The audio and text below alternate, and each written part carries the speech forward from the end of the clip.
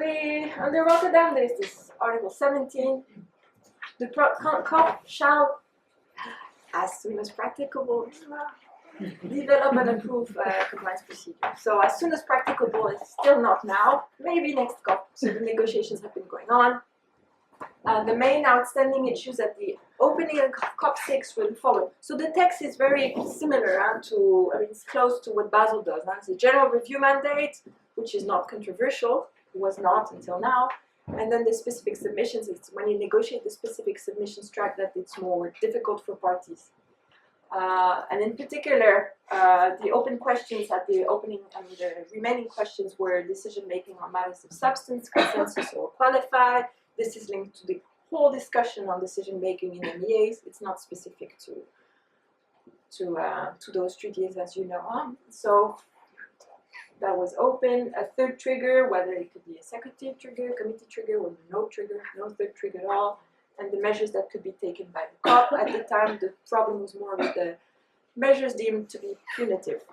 So not comfortable for a party. The outset of COP6, proposed by the co-chairs of the contact group, and the package was that there would be decision-making at the possibility of a 4/5 majority vote. So higher threshold than Basel, but still something. As a matter of principle, for some parties, it's really important to be able to vote. A committee trigger, so not a secretariat trigger, that's really limited to information that the party has to submit to the secretariat. So it's not that there's a judgment as to were they supposed to submit information? No, they have to. They have to designate country contacts. They have to submit an FRA, and they have to provide an important response. That's it. And then, so there's a committee trigger that's very limited, and then the measures, well, those that were considered punitive were left in brackets. Statement of concern and making public cases of non-compliance. Just for you to know, in any case, whatever the committee does goes in a report, that's public. So it doesn't, I guess people read in this that we're going to put it in the newspapers or flash on the website. In any case, it's public. It just has to be clear.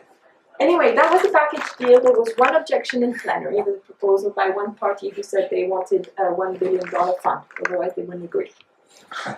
So that was quite a shock to all the other parties, and in the end, basically the package was set aside. There were informal consultations in the interim period, and COP7 is going to try to wrap up the discussions. The proposal at this time by the three presidents is to have adoption in plenary at the beginning of the meeting, taking the package and just hammering it down. So we'll see. That's the proposal by the three presidents.